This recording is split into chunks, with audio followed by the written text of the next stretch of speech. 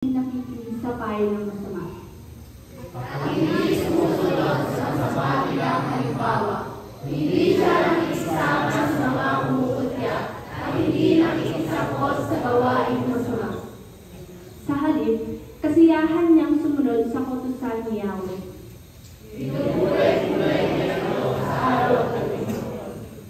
Katulad niya ay punong kahoy sa tabi ng isang balisan. Laging sariwa ang dahon at namumunga sa takdang panahon.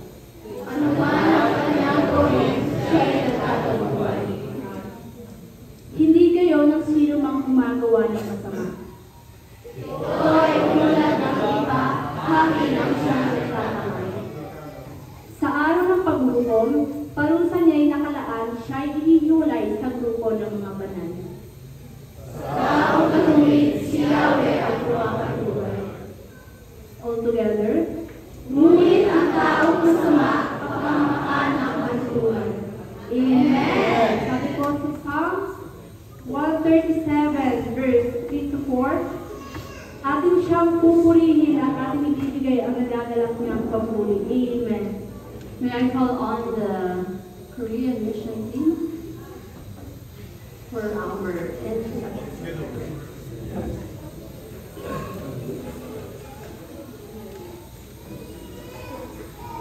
나눔의 처치 프레이팅으로서 저희들의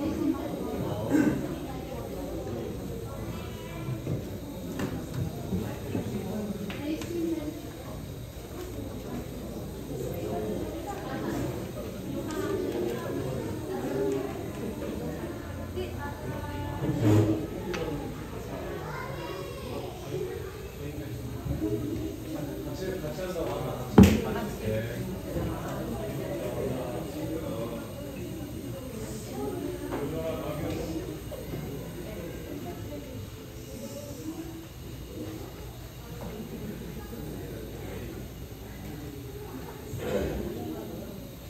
안녕하세요. Hello, we are mission team from Gangnam Church.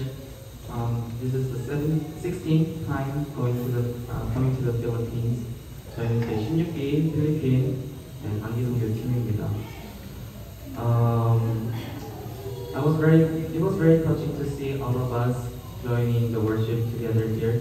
여기 모든 사람들이 와서 예배드릴 수 있는 것에 대해서 저는 정말 감동을 받았습니다. Even though we speak different languages and we have different cultures, I believe we have all the same heart, which is we praise God all the time and forevermore. 저희가 다른 언어를 가지고 있고 문화도 가지고 있지만 저희는 이제 하나님 안에서 하나 되고 그리고 그 하나님을 찬양한다는 마음만큼은 동일함을 믿고 싶습니다. So let's sing some Tagalog praise. We will sing Sumigaw sa Galat and Halina Sama-sama. Sumigaw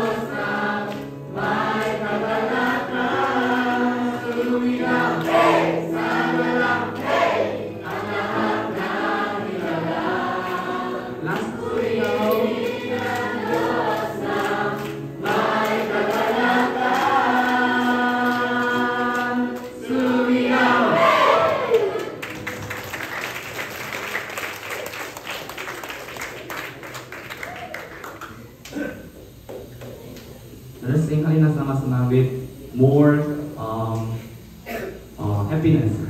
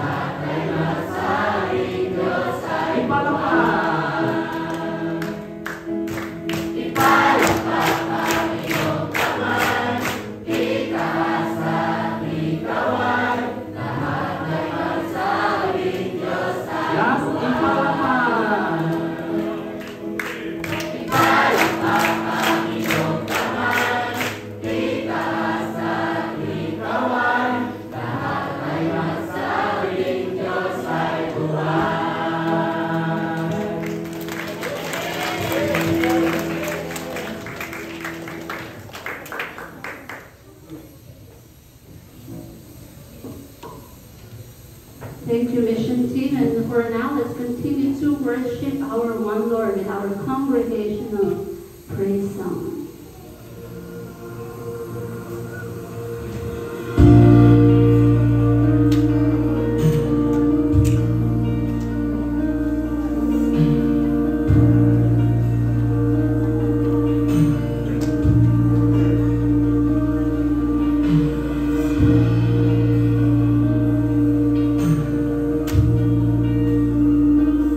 How is it beautiful?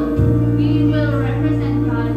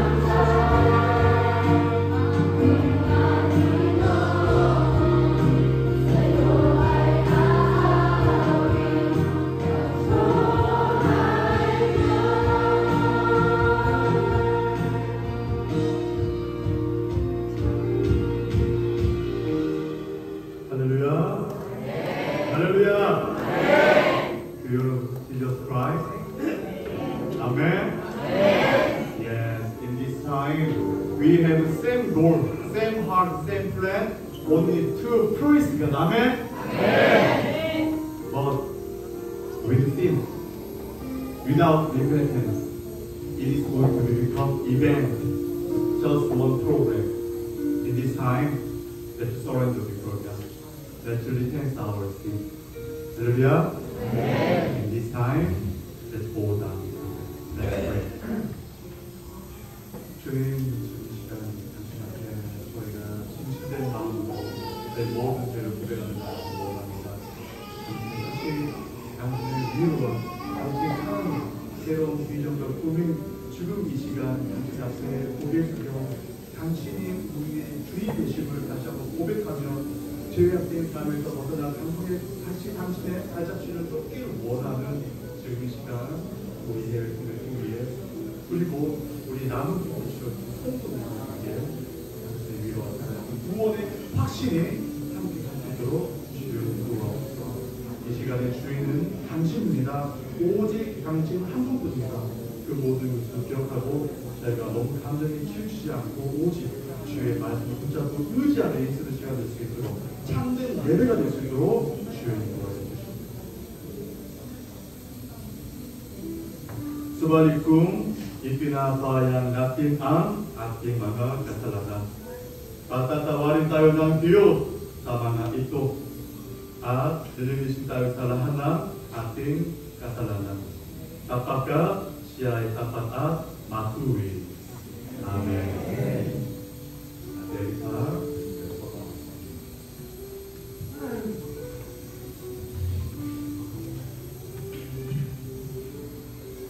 Lord, sa pinakapangyarihan sa lahat, mag-alap po kami lumalapit sa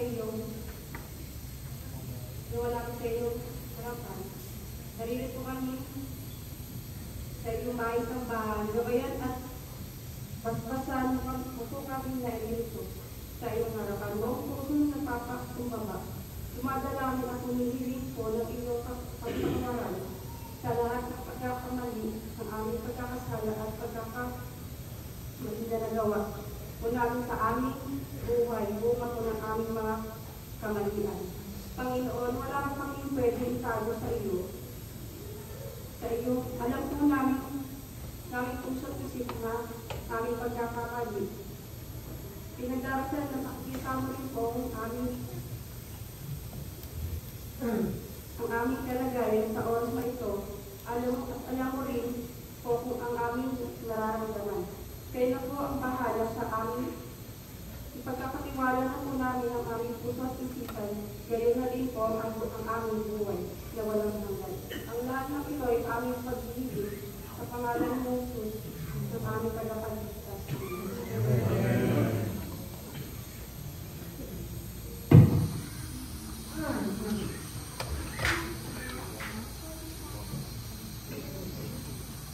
John chapter 3, verse 16, sapagkat kayo na lamang ang pag-ibig ng Diyos sa katauhan, kaya't ibinigay niya ang kanya para sa isang anak upang ang sino mang sumampalataya sa kanya ay hindi mapapahamak kundi magkakaroon ng buhay na walang hanggan. Amen.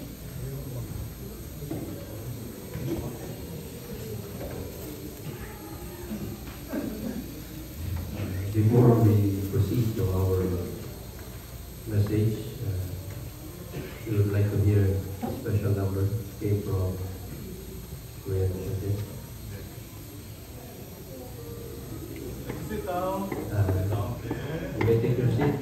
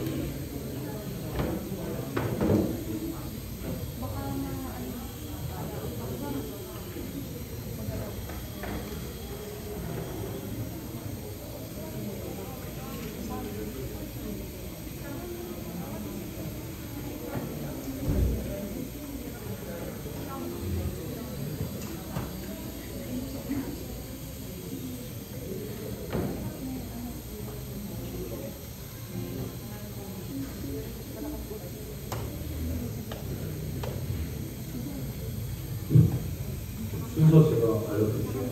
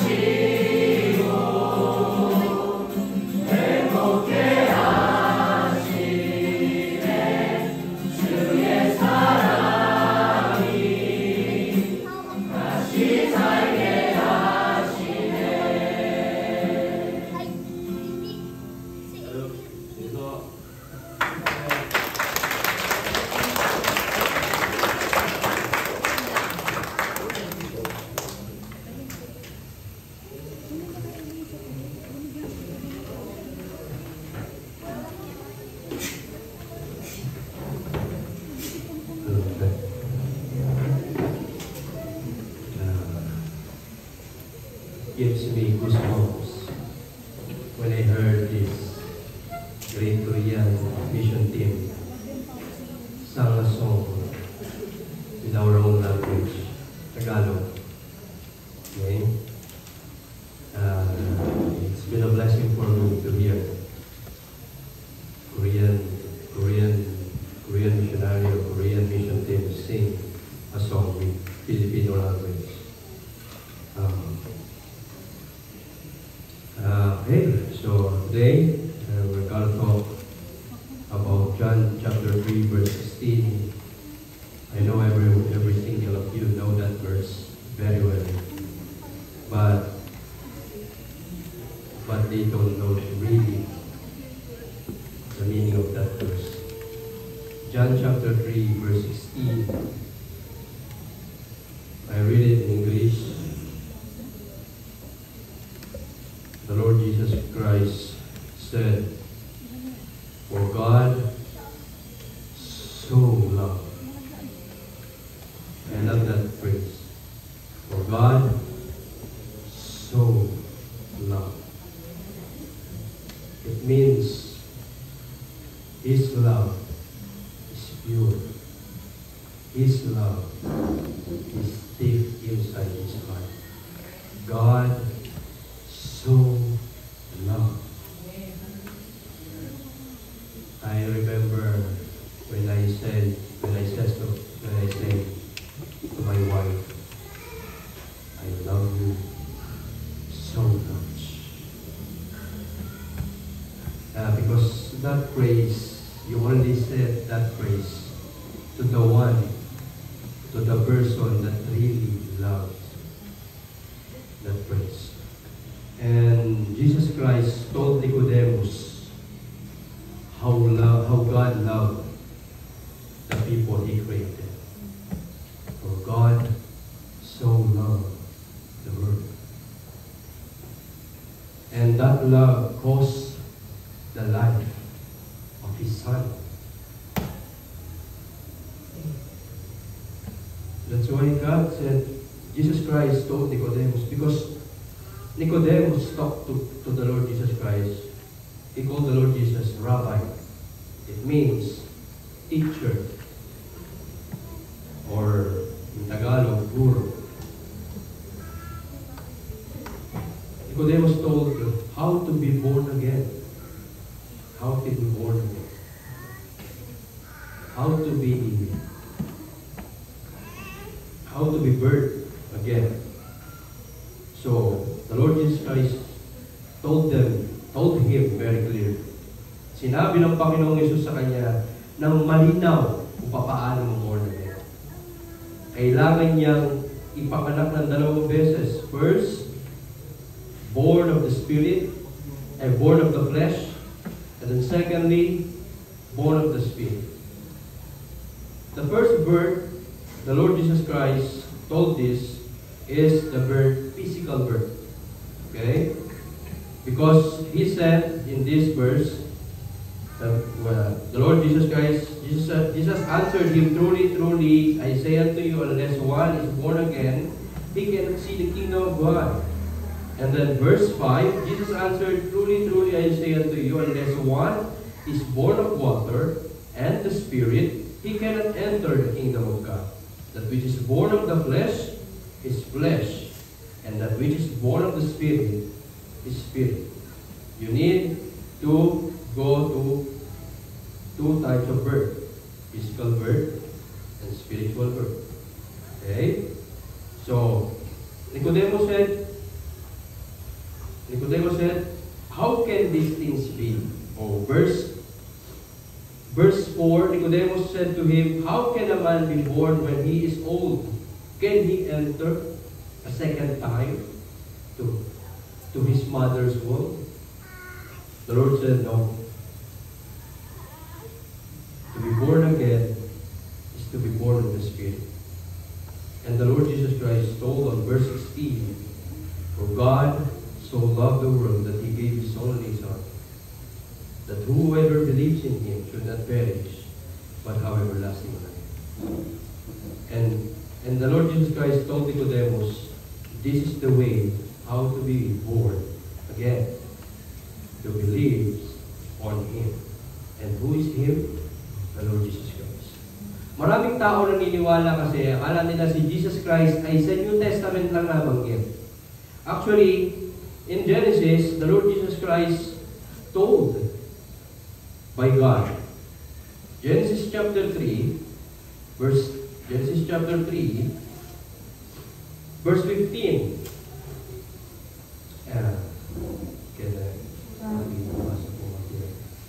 In Tagalog, para maintindihan ko lang karamihan.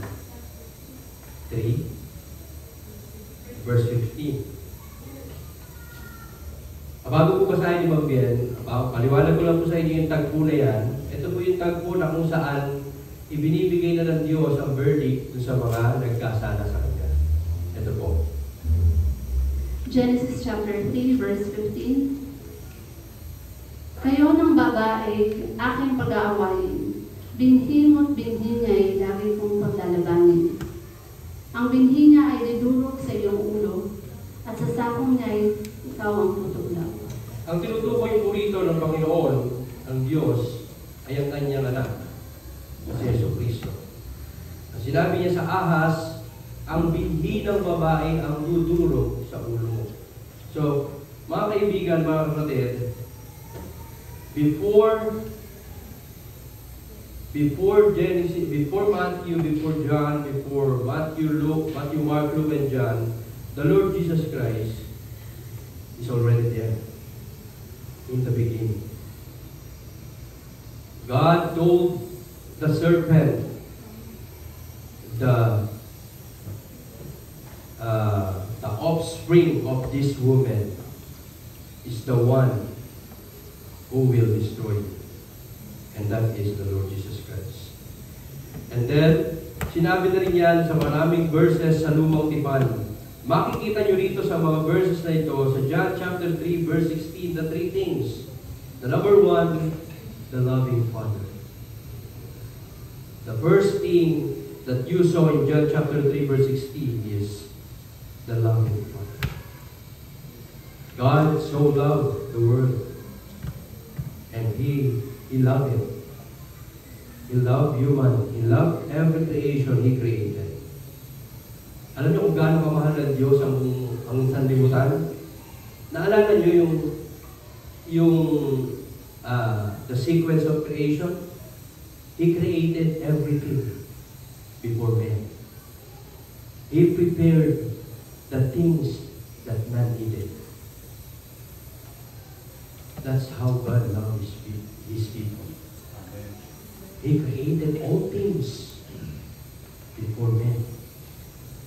Kasi gusto ng Diyos, nandiyan na lahat ng kailangan mo. Everything you need, God wants that is in place. Gusto na ng Diyos, nandiyan na yan. Bago ka palighain. Kasi ayaw ng Diyos, nalalabas yung bata, nalalabas yung tao. Anong kakanin? Anong titirahan? Anong iinumin? Kaya bago nilikha ng Diyos ang tao, nilikha mo na ng Diyos lahat ng kailangan ng tao. So makikita niyo sa John chapter 3, how God so loved the world. He created the needs of the people before He created the man. He created all the things that the man needed. And then secondly, we saw the face of His love. And that love is in His Son. He said, for God so loved the world that He gave His Son. Bakit? Bakit kaya niya binigay ang kanyang anak? Bakit kaya niya sinakripisyo yung kanyang anak? Kasi, sabi rito sa John chapter 3 verse 36. John 3:36. Kaya niya sinakripisyo ang kanyang anak dahil dito. 1 chapter 3 verse 36. Ang sumasampalataya sa anak ay may buhay na walang hanggan. Ngunit ang hindi sumusunod sa anak ay hindi magkakaroon ng buhay mananatili sa kanya ang buot ng Diyos. See? Because God is angry. Because God is angry with us. So that's why He gave His Son to appease His anger. Hey, mga kaibigan, mga kapatid. Kaya binigay ng Diyos ang kanyang kaisang anak para mawala ang galing sa inyo. Ganyan tayo mamahal ng Diyos. He sacrificed His Son to make His anger become joy. Because God wants you to be saved. God wants every people in this world to be saved. And the question is, handa na ba kayo? O gusto niyo na ba? O willing na ba kayo tanggapin ang Panginoon? Kasi sabi ng Panginoon, mawawala lang yung galit niya kapag nasa inyo lang anak. Kasi diba sabi nga niya, hanggat wala sa inyong anak, His anger is still there. His anger is still there. Do you want the anger of God go away? Go to His Son. Accept Him.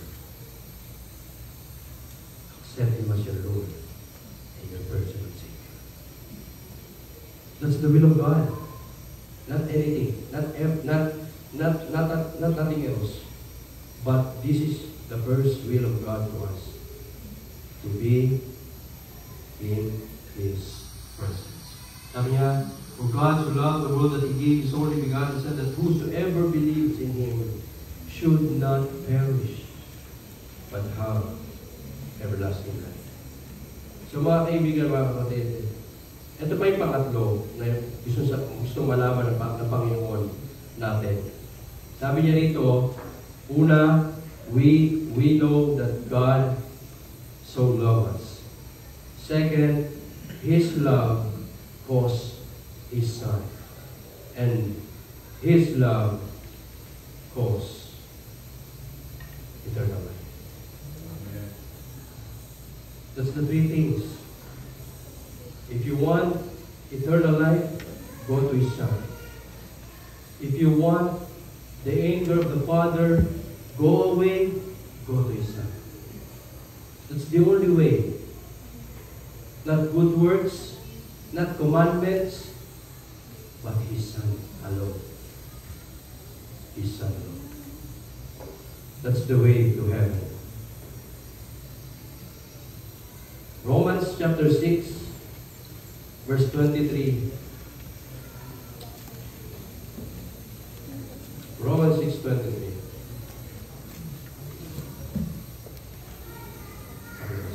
Romans chapter 3, 6. 6, verse 23.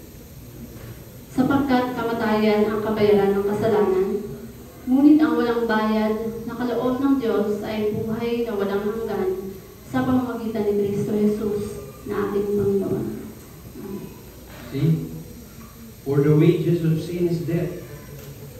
Kaya pala namamatay ang mga tao because of sin. Romans 5:12, as by one man sin entered into this world, and death by sin. And so death passed upon all men, because all have sinned. Yan ang sinabi ng Panginoon. Kaya pala namamatay ang tao because of sin. At gusto ng Diyos, malampasan mo yung kamatayan niyan. Because the literal meaning of sin is separation. That's the true meaning of death. I'm sorry. That's the true meaning of death. Separation. Paghihiwalay. Okay? Unang kamatayan, physical death. Hihiwalay yung kaluluwa ng tao sa kanyang katawan. And then the second death is spiritual death. Itong kaluluwa na ito, kanino ito? Sa Diyos ito. Galing sa Diyos ito. Dapat ito uuwi sa langit. But because of sin, iniwalay ng Diyos yung kaluluwang yun at dadali niya sa impyerno. Gusto niyo makauwi sa langit? Sabi niya, but the free gift of God is eternal life through Christ Jesus our Lord. There's only way to have eternal life, and that is the Lord Jesus Christ. Amen. To escape death, go to His Son. That's the only way to escape death. Go to His Son. Go to His Son alone. Not in 10 commandments, not in any law, not in good works. There's only one way God wants, and that is the Lord Jesus Christ. Because the Lord says in John chapter 14, verse 6, John 14:6. This is the last verse. John chapter 14, verse 1 chapter 14, verse 6.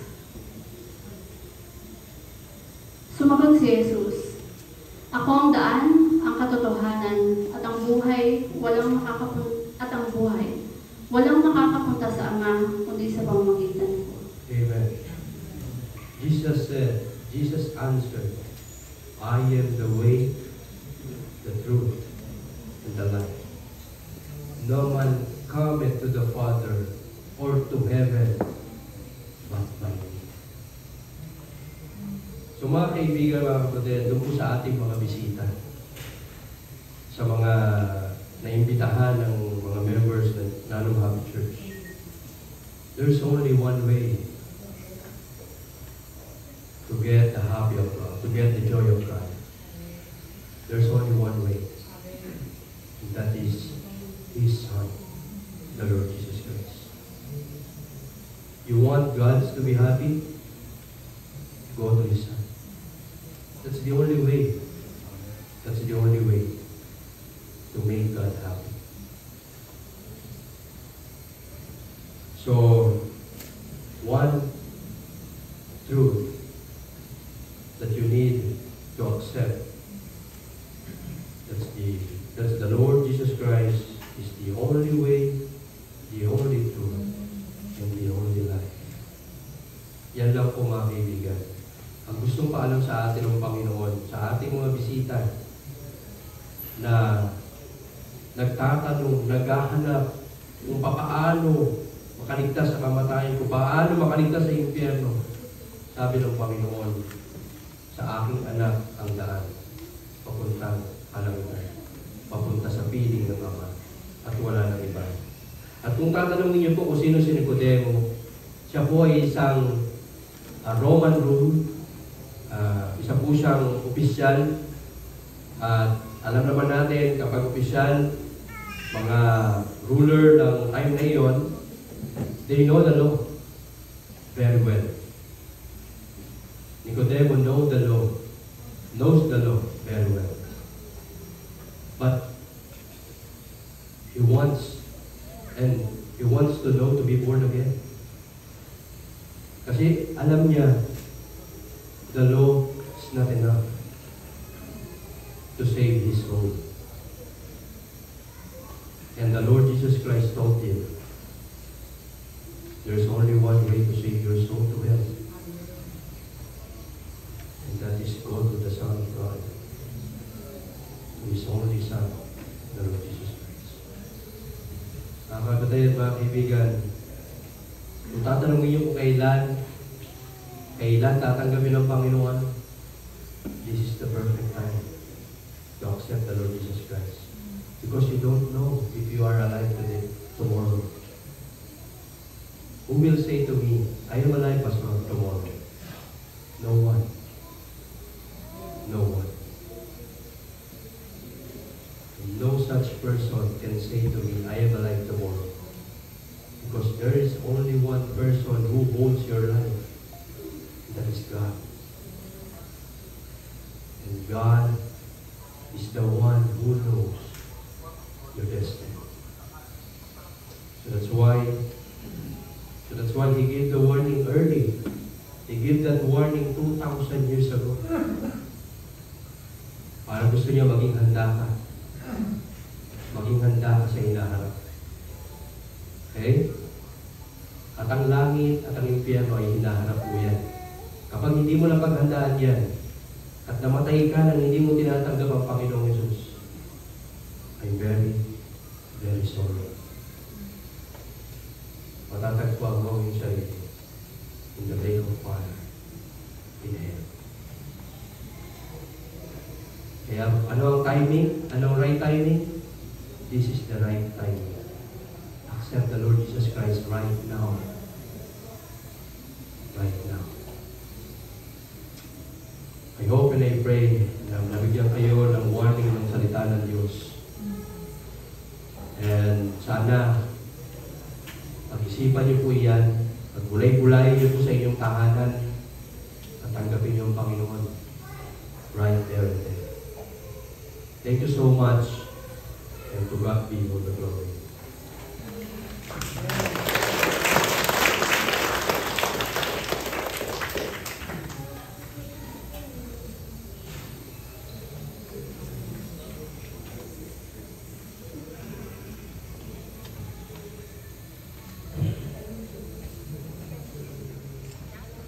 Haleluya. Kamusta ka po? Okay lang ka ba po? Really? Yeah, you look so good. Let's say each other, God bless you. We eye contact each other. Eye contact each other. Say God bless you. Yes, God bless you. Yes, we believe in Jesus Christ. We trust God. Amen. But sometimes, yes, we are person. We are sad. But we can't control our situation. Because of that, I feel I'm alone in the world.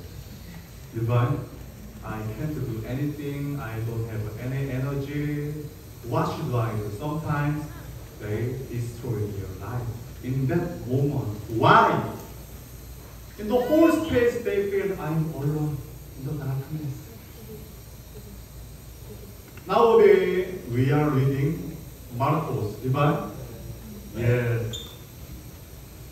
Baptist John said, I have baptized you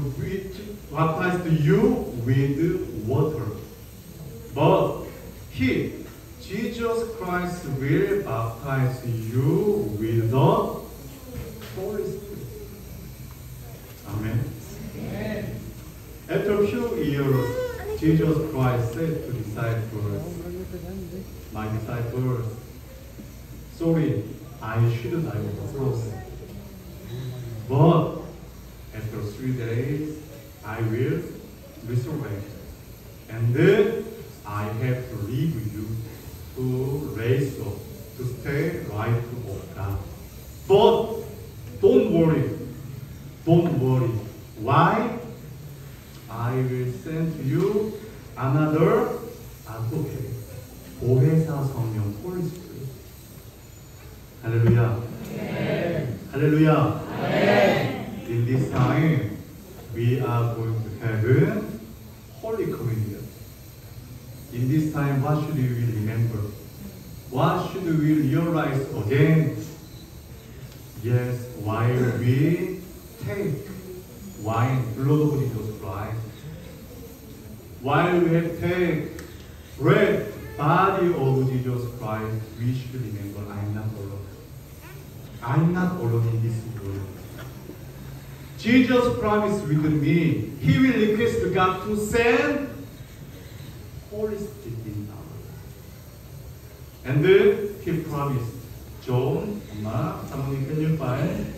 John chapter 14, verse 18.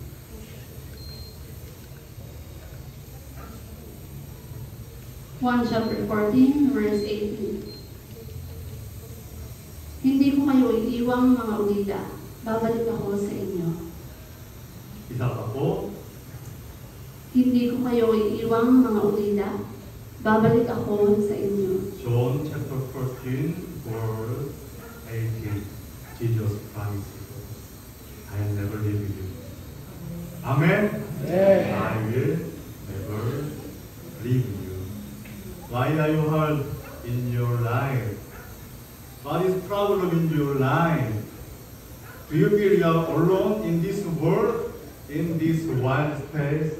Sorry. Jesus will keep promising. Amen? And then, when we believe it, Holy Spirit is within you. Amen? In this time, we are going to share blood of Jesus Christ, body of Jesus Christ. In this time, let's remember it. And then, let's show. Amen?